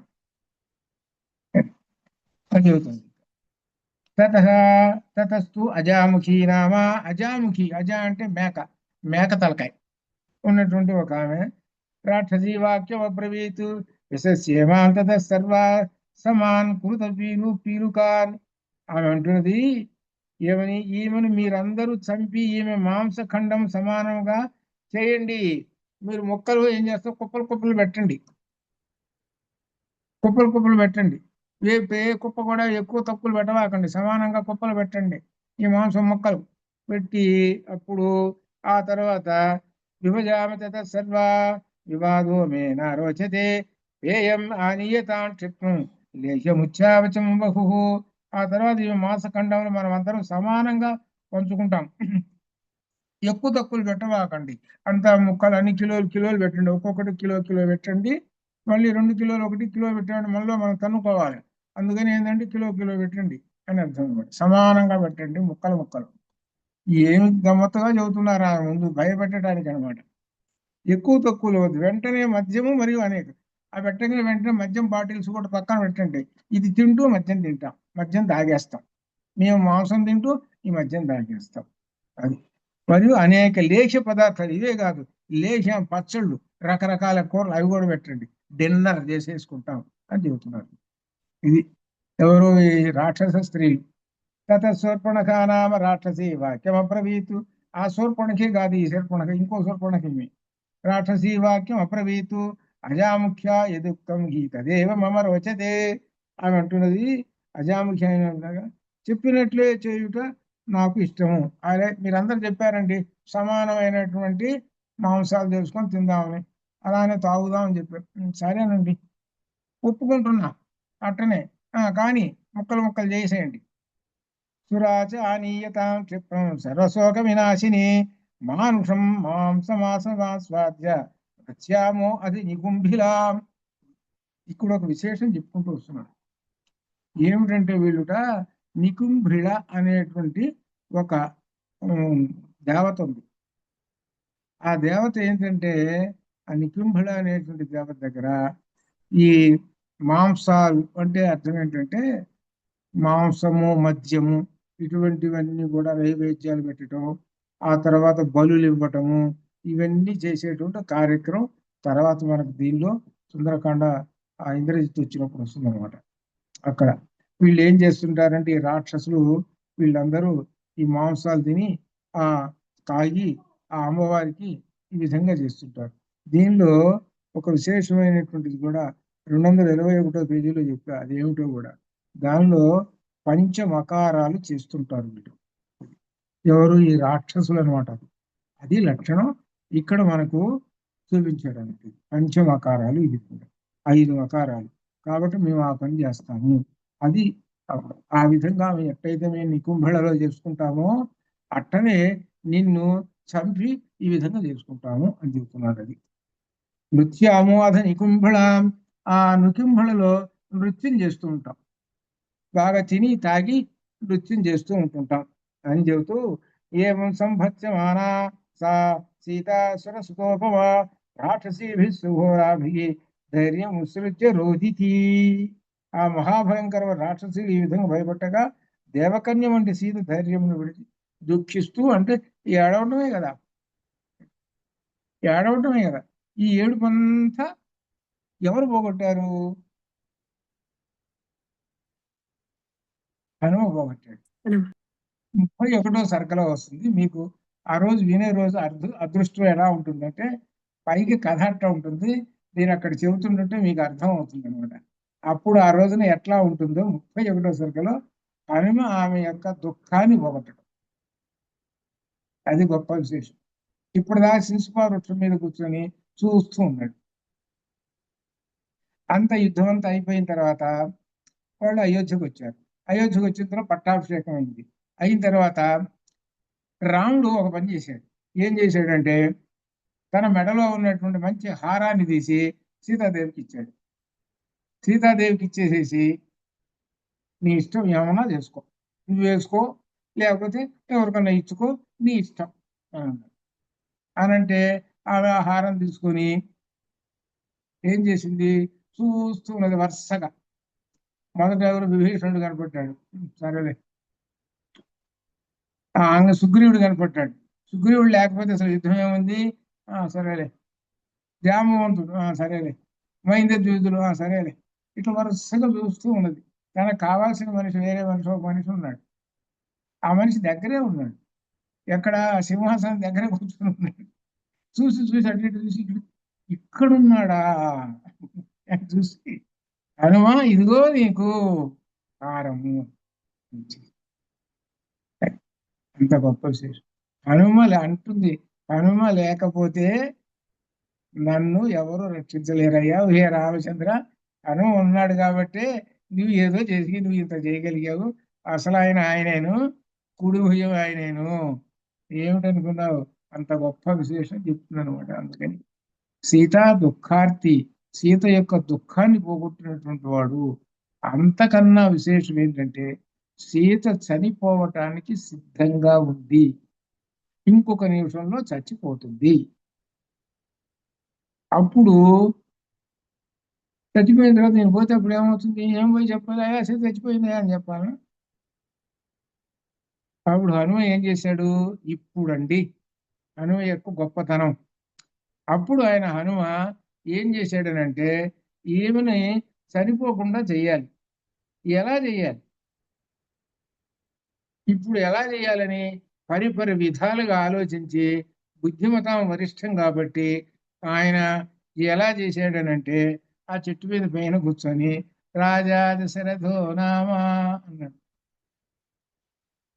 అప్పుడు ఈమె పరిస్థితి ఎట్లుందో తెలిసిన, ఈ పొడవైనటువంటి నల్లని శిరోజాలు ఉన్నాయే, ఆ కొమ్మ, ఆ చెట్టు కొమ్మ ఇట్లా వంచి కిందకి ఆ శిరోజాలు మెడక చుట్టుకొని, ఆ కొమ్మకి ఈ శిరోజాలు చివర చుట్టుకొని ఇంకా ఏలబట్టమే ఇంకో నిమిషంలో ఇక చచ్చిపోతుంది. ఇంకేం చేసాడు ఆయన పైన చూసి, రాజా దశరథో రామా అనేటప్పటికి ఆ చనిపోవాలిగా, ఆగింది. ఆగి మళ్ళీ రాజా దశరథో రామా వదిలేసింది. ఆ కొమ్మను వదిలేసింది. జుట్టు మామూలుగా ఉంది. ఆ సంగతి మర్చిపోయి, చచ్చిపోదామనే మాట మర్చిపోయింది. మర్చిపోయి ఏం చేసింది? ఈ ఎవరు మాట్లాడుతున్నావు, నా వెనక ఎవరు లేరే, వెనక ఎవరు లేరే అని మళ్ళీ ఆయన మొదలు పెడుతున్నాడు. రాజా దశరథో రామ రథకుంజ రవాజిమాన్ అన్నాడు. ఆ రాజుగారు ఉన్నాడు, ఆయన అయోధ్యకు రాదు, ఆయన చాలా రథాలు ఉన్నాయి, కుంజరాలు ఉన్నాయి అని. "ఆ? ఏమిటబ్బా? తస్య భ్రాత, ఆయన యొక్క పుత్రుడు, ఆయనకు నలుగురు పుత్రులు ఉన్నారు. ఆ ఇక అటు ఇటు చూస్తున్నది. దానిలో జ్యేష్ఠ రామ అనేటప్పటికి ఇంకా అసలు కన్నీరు అనేటువంటిది ఆమె జన్మలో లేదు. కన్నీరు అనేటువంటిది ఆమె జన్మలోనే లేదు. కన్నీరు పోయింది. కన్నీ ఏడు పోయేసేసి చెప్పినట్టుగా నెమ్మదిగా ఒక చిన్న చిరునవ్వులాగా ఆశ్చర్యంగా అటు ఇటు ఒక్కొక్క పదం అంటుంటాడు. అనేటప్పటికి అలా అటాటా చూస్తుంటాడు. ఆ చూసి చూసి చివరికి ఈ సౌండ్ ఎక్కడి నుంచి వస్తుందా అని పైన తలకాయ ఎత్తి ఇట్లా చూసింది. ఆ చెట్టు మీద కాంచనాద్రి కమనీయ విగ్రహం పారిజాత ధర్మూల వాసనం అన్నట్టుగా పైన కూర్చొని ఉన్నాడు. బంగారు వర్ణంతో కూర్చొని ఆయన పాడుతున్నాడు పాట. ఏం పాట పాడుతున్నాడు అంటే రామగానం చేస్తున్నాడు. ఆ రామగానం చేస్తుంటే చూసింది. ఆహా, ఎంత బాగుంది అని. ఇక అక్కడి నుంచి మొత్తం మారిపోతుంది. ఇది అర్థం. అంత గొప్ప విశేషం. ఎందుకనంటే హనుమ యొక్క గొప్ప విశేషం ఏంటంటే అమ్మవారి యొక్క సీతాదేవి యొక్క దుఃఖాన్ని పోగొట్టడంలో ఎంతో తెలివిగా పనిచేసినటువంటి బుద్ధిమంతుడు. అక్కడ చాలా విశేషాలు వస్తాయి. ఎవరైనా సరే ఇటువంటి సందర్భాల్లో ఓదార్పు చేయాలి అని అంటే చాలా జాగ్రత్తగా చేయాలి ఓదార్పు అనేటువంటిది. అంతేగాని ఇంకా ఎవడో అన్నట్ట అయ్యా అంటే ఓదార్పు దాన్ని వేరే ఒక రకంగా చెబుతుంటారు అనమాట. ఆమె చనిపోయినట్టు ఎవరు చనిపోలేదండి, చాలా గొప్పగా చనిపోయిందండి అని అంటే ఓదార్పు ఇదేంటి ఓదార్పు అది ఈ ఓదార్పు వీడికి చేత కాదు, ఏం మాట్లాడాలనో ఏమిటో సంగతి వీడికి చేత కాదు మాట్లాడటం. అందుకనే మాట్లాడటం చేతగా అనేటువంటి వాళ్ళందరూనే ఈ సుందరకాండ చదువుకోండి. సుందరకాండ ఏం చెబుతున్నది అంటే ఎలా మాట్లాడాలో చెబుతున్నది, ఎవరితోటి ఎలా మాట్లాడాలో కూడా చెప్పింది. హనుమ అమ్మవారితో ఎలా మాట్లాడాడు, అయ్యవారితో ఎలా మాట్లాడాడు, జాగ్రత్తగా ఆ పదాలు వాటన్నిటిని విడగొట్టు చూడాలి.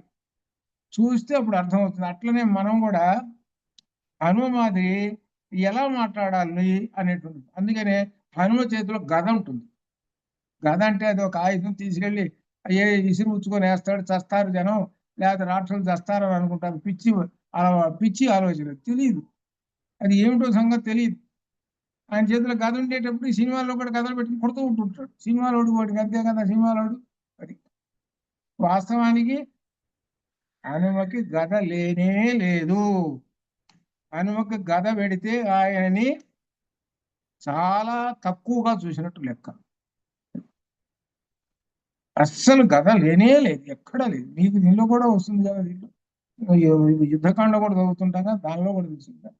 గద లేకుండా యుద్ధం చేసి అనేక రాక్షసులు చంపేసేసాడు. మరి గద పెట్టారు కదండి, ఏమిటంటే గద అనేటువంటిది క్రియాపదం. గదతి గదత గదంతి గదసి గదధ గదద గదామి గదావక గదావహ అని క్రియాపదం. అది వెర్బ్. అది దానిలో ఆ వెర్బులో గద అనేటువంటిది విధిగా పెడుతుంది. అంటే మాట్లాడుము అని అర్థం.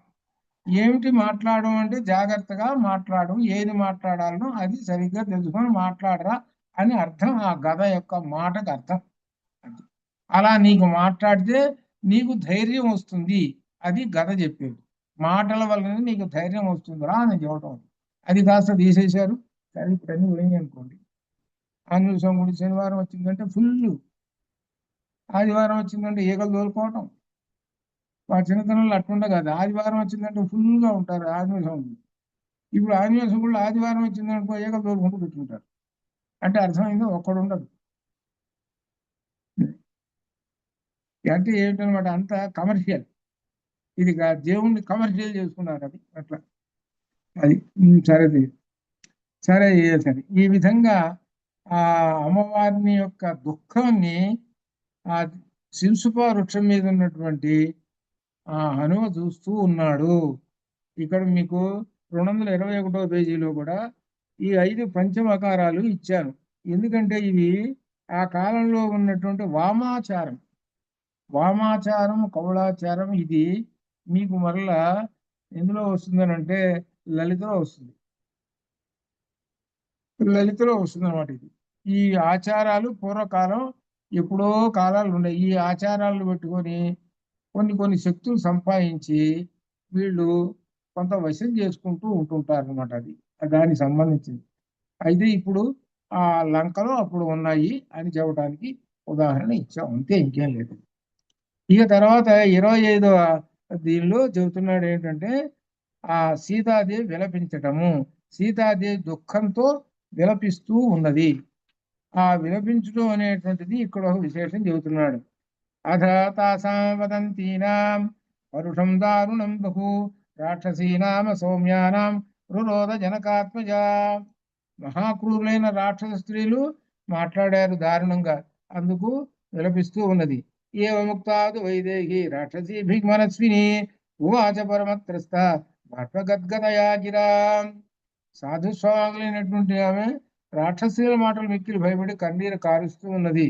నా మానుషి రాక్షస్య భార్య భవితి అర్హతి కామం భా ఖాదతమాం సర్వ నా కరిష్యామి ఓచ. మళ్ళీ అంటుంది అన్నమాట. ఈ శ్లోకం ఇంత క్రితం వచ్చింది, మళ్ళీ మొదలుపెట్టింది. మళ్ళీ అదే మాట మొదలుపెట్టింది. మీరు తినండి, ఏం పర్వాలేదు, కానీ నేను మాత్రం రావణాసురుడు భార్యను కాదు. సీతాదేవి భయపడుతుంది. సా రాక్షసి మధ్యగత సీతాసురసోతుమ నా శర్మ లేభే దుఃఖార్త రావణేన చతర్జిత.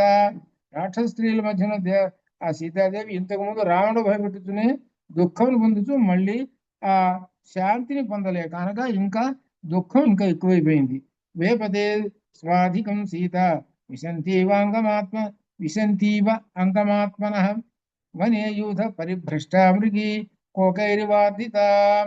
అడవిలో తమ గుంపుల నుండి దూరమైన తోడేళ్ల బారిన పడిన లేడి లేడి చుట్టూ తోడేళ్లు పెడితే ఇక లేడీకి ఎంత భయపడుతుందో చూడండి. ఆ విధంగా ఈ తోడేళ్లు ఈ రాక్షస స్త్రీలు ఆ తోడేళ్ల మధ్యలో ఉంది. సా శోకస్య విపులాం శాఖాం ఆలంబ్య పుష్పితాం చింతయామాస శోకేన భక్తారం భగ్నమానస. ఆ సీతాదేవి కలత చెందిన మనసు కలది పుష్పించిన విశాలమైన అశోక వృక్ష కొమ్మను పట్టుకొని భర్త అయిన రాముని గురించి ఆలోచిస్తున్నది. సా స్నాపయంతి విపులౌ స్తనో నేత్ర జలస్రవై చింతయంతి శోకస్య తదా అంతమధిగచ్చతి. సీత కన్నీరు కారుస్తూ ఆమె విశాలమైన స్తనముల నుండి నేత్రముల నుండి ఆ స్తనముల మీద దారి పడుతున్నాయి ఆ బిందువులు. రాముని గురించి ఆలోచిస్తూ అంతులేని శోకంతో ఉన్నది. సా వేపమానాపతిత ప్రవాతే కదలీయథ రాక్షసీనాం భయత్రస్త వివర్ణ వదనా భవతు. ఆమె అరటి చెట్టు కదులుతూ ఉంటే అటు ఇటు కదిలిపోతూ ఉంటుంది పెనుగాలికి అరటి చెట్టు. ఆ విధంగా ఆమె చెలించిపోతూ ఉన్నది. రాక్షస స్త్రీల వలన భయం పడుతూ ఉన్నది. అప్పుడు సీతాదేవి ముఖం ఎలా ఉన్నది, వివర్ణమై కాంతి తగ్గింది. తస్యాస దీర్ఘ విపుల వేపంచా సీతయా తదా దదృశే కంపిని వేణి వ్యాళీవ పరిసత్పతి. ఆమె యొక్క జుట్టు ఉన్నదే వెంట్రుకలు కేశములు అవి ఏంటి అటు ఇటు ఆమె భయపడుతున్నది కదా. ఆ కేశములుట ఇక్కడ విశేషం. పాము ఏ విధంగా అయితే అటు ఇటు కదులుతూ ఉంటుంటుందో ఆ విధంగా ఆ కేశములు కదులుతూ ఉన్నాయి. ఆ కేశములు ఒక పాము లాగా ఉన్నాయి అని చెప్పటం.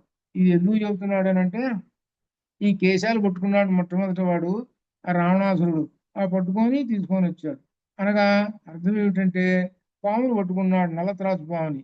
అది కాటు అప్పుడు అందలేదు, ఇప్పుడు అందుతుంది అని చెప్పటం. అది సీతారాముని ఎడబాటుని సాని సాని శ్వసంతి దుఃఖార్త శోకోపగత చేతన ఆర్త వ్యశ్రుయశ్రూడి మైథిలి విలలాపహ. సీతారాముని ఎడబాటును దుఃఖించుతున్నది. రాక్షస స్త్రీలు బాధ పెట్టుతూనే శోకోపహతురాలైనది. అటువంటి సీత నిట్టూర్పులతో కన్నీరు కారుస్తూ దుఃఖిస్తూ ఉన్నది. ఏమని దుఃఖిస్తూ ఉన్నదో చెప్తున్నాడు 11లో. హా రామేతి చ దుఃఖార్త హా పునర్లక్ష్మణేతి చ. అమ్మయ్య ఇప్పుడు వచ్చిందండి. హా రామ అన్నది, హా లక్ష్మణ అన్నది. ఈ మాట అప్పుడే కనుక ఉంటే ఇప్పుడు దాకా ఎందుకుంటుంది. హా లక్ష్మణ, హా శ్వశ్రుమ కౌసల్యే, అత్తగారు కౌసల్యే వాళ్ళందరూ గుర్తుకొస్తున్నారు. హా సుమిత్రేతి భామిని, సుమిత్రాదేవి ఆమె ఇంకొక లక్ష్మణుడి యొక్క తల్లి. వీళ్ళందరినీ తలుచుకొని హా హా హా నాకు ఇంత కష్టాలు వచ్చినాయి కదా అని అనుకుంటూ చెబుతూ ఉన్నది అనమాట. అది లోక ప్రవాద సత్యోయం పండితై సముదాహృత అకాలే దుర్లభో మృత్యు స్త్రియా వా పురుషస్య వా. స్త్రీ అయినా పురుషుడైనా తాను కోరుకున్నప్పుడు మరణం రాదండి. అవి పండితులు అన్నారు. మరణం రాండి అంటే రాదుట, పో అంటే పోవుట, దాని ఇష్టంట. అది చెబుతున్నాడు. మరణం ఇప్పుడు రావాలి, రాదు. ఫలానప్పుడు రా, కాదు, నా ఇష్టం అని మరణాన్ని గురించి చెబుతున్నది. యత్రాహమేవం క్రూరాభి రాక్షసీభిరిహార్దిత జీవామి హీనా రామేణ ముహూర్తమపి దుఃఖిత. కానీ నేను రామునకు దూరమే ఈ రాక్షస స్త్రీలచే బాధింపబడుతూ ఒక్క ముహూర్త కాలమైనా జీవించి ఉండను, అయినను జీవించి ఉన్నాను. దీనిని బట్టి పండితుల మాటలు యథార్థమని తోస్తున్నది. అనగా ఆ మరణం రమ్మనమంటే రాదు కదా, రాలేదు. అందుకని ఇప్పుడుదా జీవిస్తున్నాను, రాముణ్ణి తలుచుకుంటూ అంటూ ఏష అల్ప పుణ్యాకృపణ వినశిష్యామి అనాథవతు వినశిష్యామి అనాథవతు సముద్ర మధ్యే నవ పూర్ణ వాయు వేగై వాహత. అల్ప పుణ్యము కలిగినటువంటి దాన్ని దీనురాలను అనాథవలే సముద్ర మధ్యమున వాయువేగముచే కొట్టబడిన పూర్తిగా సరుకుచే నింపబడిన ఓడ. అంటే ఓడ బాగా ఉన్నది, ఫుల్గా దానిలో సరుకులన్నీ. కానీ అటువంటి ఓడ వెళ్ళవలసినట్టు వెళ్ళలేక, ఎందుకంటే వాయువేగం ఒకవైపు కొట్టేటప్పటికి ఈ ఓడ కాస్త ఎటో గింగిరాలు తిరిగి ఎటు పడిపోయింది, మొత్తం పోయింది. ఆ విధంగా చెబుతున్నాడు అనమాట. అలా ఉన్నా నా పరిస్థితి అని. భర్తారంతం అపశ్యంతి రాక్షసీవశం ఆగత సీదామి ఖలు శోకేన కూలంతో హతం యథా. రాక్షస స్త్రీల కోసమే రాముని దర్శించుకోలేక నీటి ప్రవాహము ధాటికి తట్టుకోలేక ఒరిగిపడిన గట్టు వలె ఉన్నాను. బాగా నీళ్లు అటు ఇటు నదికి వస్తుంటే ఆ పక్కన నది ఉన్న ఒడ్డులు ఉంటాయి, అవి కూడా విరిగి పడుతుంటాయి. అట్లా ఉన్నాను. తం పద్మదళపత్రాక్షం సింహ విక్రాంతగామినం కన్యా పశ్యంతి మేనాథం కృతజ్ఞం ప్రియవాదినం. పద్మముల వంటి కన్నులు కలిగిన వాడు సింహం వలె పరాక్రమంతో ధైర్యంగా ముందుకు సాగువాడు కృతజ్ఞుడు, ప్రియవాది. అటువంటి ఆ నాథుడైన రాముని అదృష్టవంతులు మాత్రమే దర్శింతురు. నాకు అదృష్టం లేదు కదా. ధన్యా పశ్యంతి మేనాథం, మేనాథం నా యొక్క నాథుడైన రాముణ్ణి ధన్యాహ ఆ ధన్యులు మాత్రమే దర్శించగలుగుతున్నారు అంటూ సర్వధాతేన హీనాయ రామేణ విదితాత్మన తీక్ష్ణ విషమివాస్వాద్య దుర్లభం మమ జీవితం. మమ జీవితం దుర్లభం. బుద్ధిమంతుడైన రాముడు లేకుండా నేను ఉండలేను. కాబట్టి తీక్షణమైన విషమును తినిన తరువాత కూడా జీవించుట ఎంత దుర్లభం అంత దుర్లభం. విషం తాగిన తర్వాత చనిపోతారు. కాబట్టి అది ఆ విధంగానే ఇప్పుడు జీవించడం కూడా అంత కష్టంగా ఉంది అని అంటుంది. కీదృశంతు మయా పాపం పురా జన్మాంతరే కృతం ఏనేదం ప్రాప్యతే దుఃఖం మయా ఘోరం సుదారుణం. ఇప్పుడు నాకు ఈ భయంకరము దారుణమైన దుఃఖం సంభవించిన నేను పూర్వజన్మలో ఎటువంటి పాపం చేశానో అనే విధంగా లోక సహజం అనుకుంటుందే. ఇదంతా ఈ లోక సహజం అంతా చెబుతూ ఉన్నాడు వాల్మీకి. జీవితం త్యక్తుమిచ్ఛామి శోకేన మహతావృత రాక్షసీభిశ్చ రక్ష్యంచ రామో నాసాధ్యతే మయా నా అసాధ్యతే మయా. మహాశోకంతో ఉన్న నేను జీవితమును విడిచేస్తాను, మరణిస్తాను. కానీ రాక్షస స్త్రీల రక్షణలోనూ నాకు సంభవించడం కుదురుతుందా అనేటువంటి ప్రశ్న వస్తుంది. అది ఇక్కడ రాక్షస స్త్రీలు నేను చచ్చిపోవాలనుకొని చేస్తే చచ్చిపోతానా, వీళ్ళు ఊరుకోరుగా చచ్చిపోనివ్వరు కదా అని ఒక సందేహం వచ్చింది. మానవ జన్మ చెబుతున్నది. ధిగస్తు ఖలు మానుష్యం ధిగస్తు పరవశ్యతాం శక్యం యత్పరిత్యక్తం ఆత్మఛందేన జీవితం. చివరికి ఈ మానవ జీవితాన్ని ఏ విధంగా మానవ జన్మ ఇష్టం వచ్చినప్పుడు జనుడు వీలు లేదు. ఈ మానవ జన్మ ఎంత పాపిష్టిది, పరాధీనత అని తనకు తాను చెప్పుకుంటున్నది. ఈ విధంగా ఈ మానవ జన్మ పరమాత్మ ఆధీనంలో ఉన్నది. దీనిని తన ఇష్టం వచ్చినప్పుడు త్యజించరాదు. ఇక్కడ ఒక విశేషం వాల్మీకి చెబుతున్నాడు. ఏమిటంటే ఈ మానవుడి యొక్క జన్మ, ఈ మానవుడు పుట్టడం వెళ్ళిపోవటము వీటి చేతిలో లేదు. ఎవరి చేతిలో ఉంది? పరమాత్మ చేతిలో ఉన్నది. ఆయన ఎప్పుడైతే తీసుకుపోతాడో అప్పుడు పోవటమే. నేను ఇప్పుడు పోతా తీసుకుపో అని అంటే కుదరదు అని అంటాడు. అట్లా అనమాట. కాబట్టి ఆ విషయం ఇక్కడ చెబుతున్నాడు. ఇప్పుడు నేను చనిపోదాం అనుకున్నా కానీ ఎలా చనిపోవడం, వీళ్ళు చనిపోనివ్వరు కదా, ఎట్లా, ఈ విధంగా రకరకములైనటువంటి ఆలోచనలతోటి అని ఈ విధంగా ఆమె చేసుకుంటూ ఆత్మహత్య మహాపాపము మరియు పరమాత్మకు అపచారం చేసినట్లు అవుతుంది కదా అనేటువంటి రకరకాల భావనతోటి ఉన్నదనమాట. ఇట్లా ఇదనమాట. పరమాత్మ సన్నిధిలో జీవితం గడపవలసిన మానవుడు దూరమైనచో తిరిగి చేరు వరకు, ఇక్కడ జాగ్రత్తగా ఇదే అర్థం ఏమిటంటే, పరమాత్మ సన్నిధిలో జీవితం గడపవలసిన మానవుడు అంటే అమ్మవారు సీతాదేవి రాముడి దగ్గర జీవితం గడపవలసినటువంటిది. దూరమైనచో, ఇక్కడ దూరమైంది, తిరిగి చేరు వరకు దుఃఖములే, రిటర్న్ వచ్చేదాకా దుఃఖములే, రామునకు దూరమైనాను అని అర్థం.